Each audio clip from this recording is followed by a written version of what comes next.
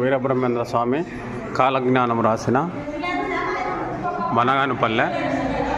ఇక్కడ చింతమాను మఠం చూడండి. ఇక్కడ చింత చెట్టు అక్కడ కనిపిస్తుంది చూడండి. చెప్పు.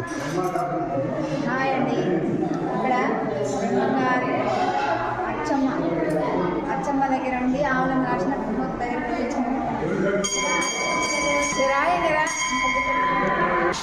ఇక్కడ చింత చెట్టు అండి. శ్రీ వీరబ్రహ్మేంద్ర స్వామి వారు కాలజ్ఞానం రచించి ఇక్కడనే పాత్ర చేసినాడు. ఈ చింత చెట్టు మాను కింద చింతమానం వీరబ్రహ్మేంద్ర స్వామి వారిది ఆగ్రహాలు ఉన్నాయి. వీరబ్రహ్మేంద్ర స్వామి చింతమానం అయ్యగారు లోపల టెంపుల్ దగ్గర అయ్యగారు ఉంటారు. ఇక్కడ చూడండి స్వామివారి, ఇక్కడ వీరబ్రహ్మేంద్ర స్వామివారి విగ్రహం. ఇవన్నీ అద్దాల మండపాలు చూడండి. ఇంకా మీరు అద్దాల మండపాలు చాలా బ్రహ్మాండంగా అద్దాల మండపాలు ఉంటాయి.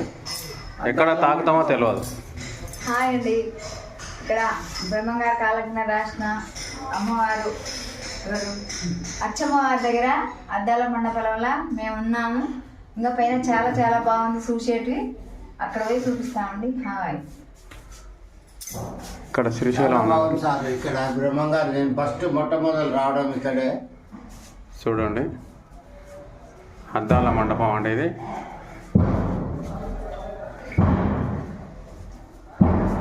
ఇక్కడ జ్ఞానేశ్వరి అనే అమ్మాయి ఉంటుంది.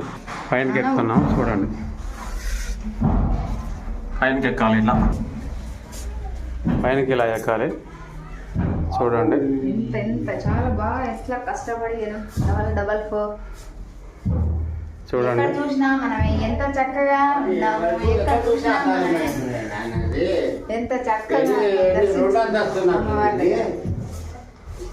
తల్లి అచ్చమ్మ వారు వచ్చిన పని అద్దాల మండపం. ఇక్కడ చూడండి. ఇక్కడ అన్ని నందులు, ఇది 3వ అంతస్తు నందులు గారు పైన చూడండి. బాగా